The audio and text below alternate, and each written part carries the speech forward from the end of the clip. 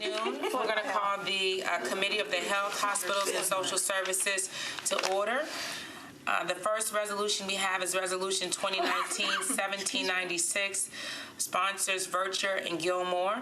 It accepts a grant from the National Association of County and City Health Officials to the Metro Board of Health to participate in the Sexually Transmitted Infections Express Data Collaborative to further establish the evidence base for express services and support quality improvement of established express models. May I have a motion? So moved. Second. It's been moved and properly seconded. Is there any discussion?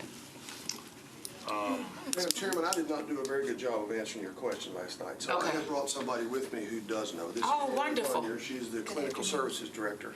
Okay, what's her name again? I apologize. What's Laura Varnier. Oh, nice to meet you. Nice Thank to you. meet you as well. Okay, so yeah, I think we're just trying to see how you, let me take it one back. So we were having a discussion in our budget and finance, which is usually one of our first committee hearings. This is one of the second committee hearings for this resolution to come through. And so I had asked the questions yesterday, what is it that y'all do to make it speed up? What is it that the organization does? Mr. Sharp says that it's supposed to be faster and quicker.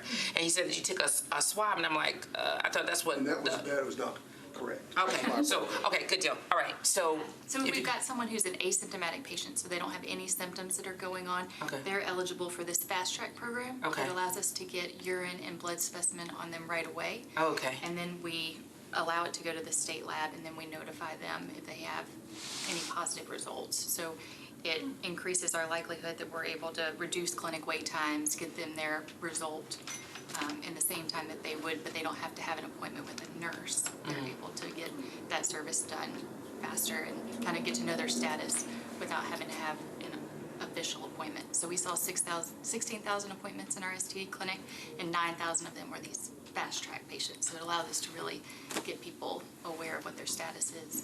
Okay, and so it is just located at the health department, so they would just only need to come there. There's no, I guess, areas that y'all have outside of the health It's only department? at Lentz, in fact. Okay, so it's only at the Lentz location. Okay. Does anyone else have any questions? No local money on this. So. Okay, and it's open to anyone Yes, ma'am. who just wants to check their status as it relates to gonorrhea, Gonorrhea, chlamydia, HIV, AIDS. Okay. syphilis, and hepatitis C. Okay, thank you. Thank you very much. And thank you, Mr. Sharp. Yeah, because that was a big difference. But before, I know when I'm out of my league, man. yeah, no, that's why I said I appreciate you bringing her in, because I would have been out there with some really. So thank you so much. If there are no more questions, we will move for approval. How many are in favor? Seeing none, against, and none not voted, is recommended to the body for approval. All right.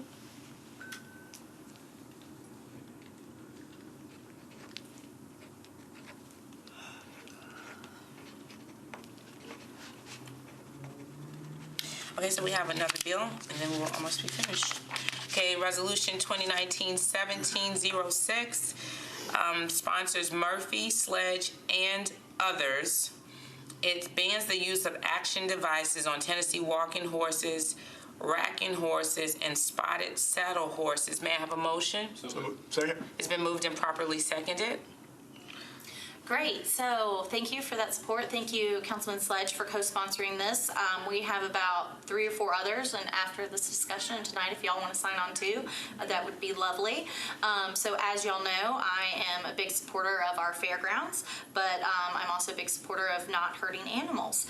So those two very much coincide here. And so if you've got technical questions, I've got someone who can speak a little bit more eloquently on those finer details than I can, and happy to turn that over to him. But basically, at the end of the day, what this boils down to, it is closing some loopholes that federal legislation could easily handle, but has not been passed at the federal level. And so basically, we're just going to take it into our own hands and do what they're not, and make sure that animal cruelty is not taking place under our watch.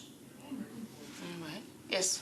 Yeah, that was one of my questions. The federal and the state law, so you say they're not strong enough to address what you're addressing in the local legislation? So I'll turn that over to Eric Swafford, who's with the Humane Society. Yeah. What this does, it just says you can't use pads, chains, or weighted shoes. There's pending legislation at the federal level, has been for quite some time. Everyone has seen all over the news. There was an article in the paper just a couple of weeks ago about this issue. The federal government has been hesitant to pass this. These things are what it actually makes soaring of Tennessee walking horses exist. Without weighted shoes, without chains, without pads, there is no soaring. As a lifetime Tennessee walking horse owner and former Tennessee walking horse exhibitor, I can tell you that the vast majority of big league Tennessee walking horses that are shown, sold, or exhibited, they have been soared. I'm not saying they're sore at the time, but they have been soared at some point. Dr. John Hafner, professor of horse science at MTSU, I think he said it best when he said the big lick is a pain-induced gait. It is an obvious response to pain, and what this legislation would do is stop that and actually would allow the flat shod Tennessee walking horse to be restored to its proper place and proper recognition. Now, having said that, this is a very proactive step by Councilwoman Murphy. There hasn't been a walking horse show in Metro Nashville in quite some time. Occasionally there are, they have exhibited big lick walking horses.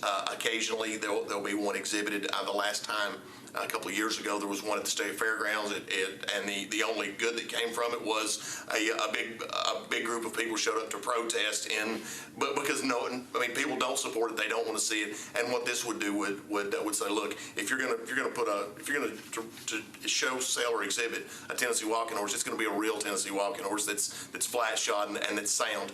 Now, as far as the actual enforcement of this ordinance, currently to show, sell, or exhibit a gaited horse, which would be a Tennessee walking horse, racking horse, spotted saddle horse, there has to be USDA-approved inspectors there to inspect the horse. If this ordinance is adopted, then those folks will know that, okay, if it's got a pad or a chain or a weighted shoe, then they can't allow it to go on. It would not put any undue stress or strain or require animal control to actually go out and inspect, and it would not require animal control inspectors to become licensed with the USDA. Those folks already exist, so it wouldn't require that. And again, this is proactive. This is just to make sure that we don't have something in Nashville that the public doesn't want.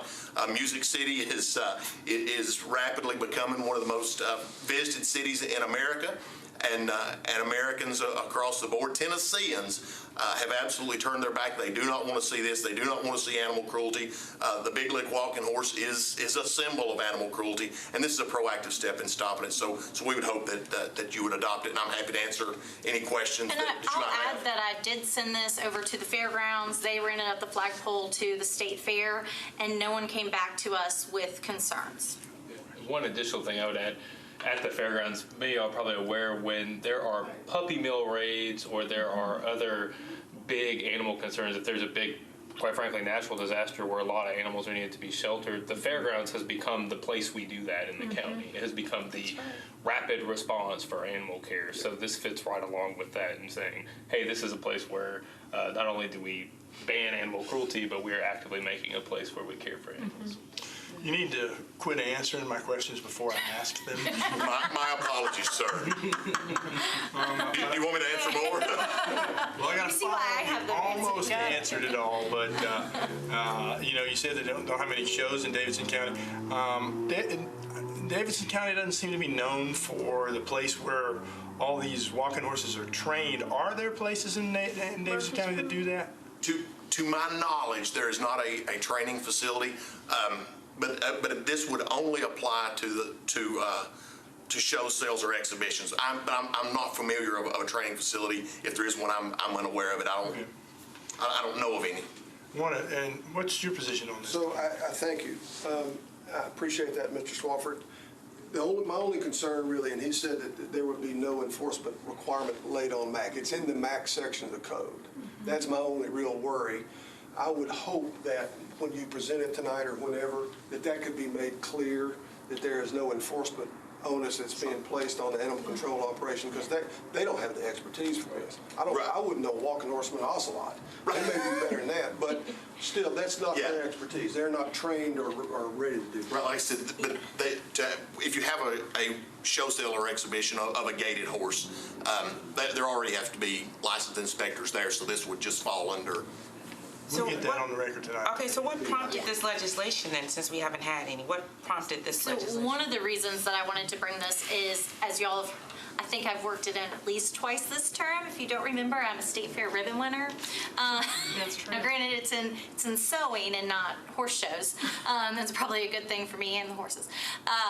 But really what it is it not only is it protecting animals and kind of making a statement that we're not going to have this animal, we don't support animal cruelty like this, but because we're kind of making sure that doesn't happen, we're not going to have protests at the fairgrounds during the state fair or during a horse show or anything like that, because Nashvillians and others will know those horses aren't here. We're proactive enough to say, may have happened in the past, we've had protests in the past, but our fairgrounds, which needs all the positive press that it can get, we're not going to have those protests out there. So that was, in addition to the other feel goods about the animals, that I think that's important too right now, given where we are. I would say there's also, with the new expo facilities almost complete, there is probably an expectation that there will be shows that are occurring, a greater amount of shows, and so I appreciate this legislation because it gets out in front of something outside of the state fair. If another show were to come in and we weren't familiar with that show because we've never had it,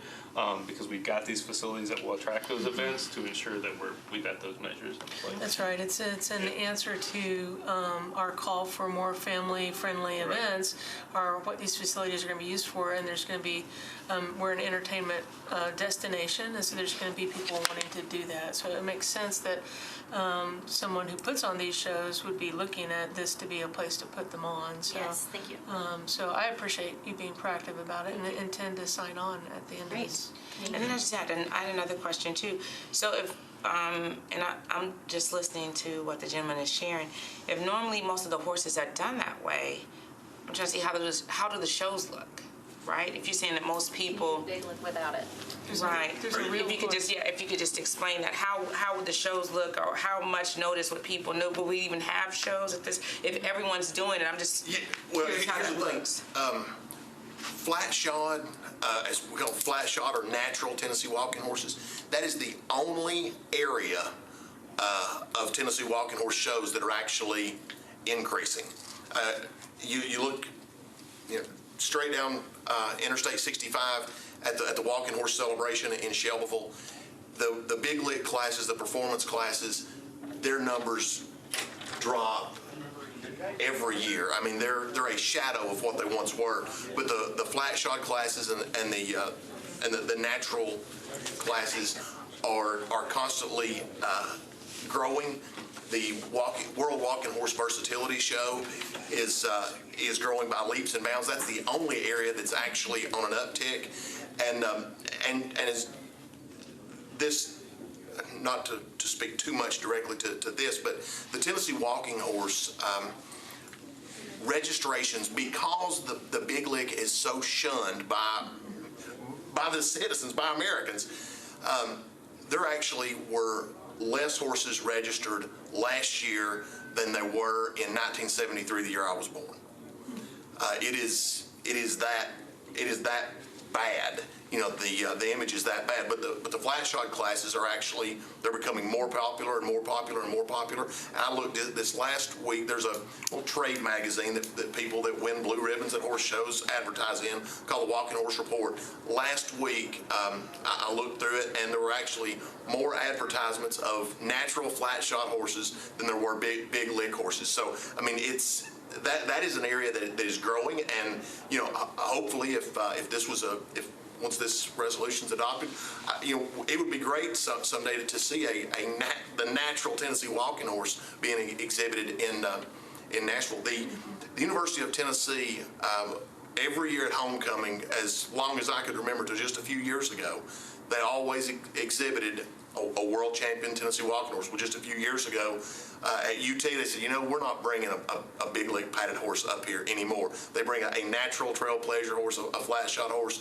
and that's because that's what people want to see, because they know that animal has not been abused. It's not been sored, and if it's got pads and chains, the vast majority of them, they're either sore or they have been at one point in time.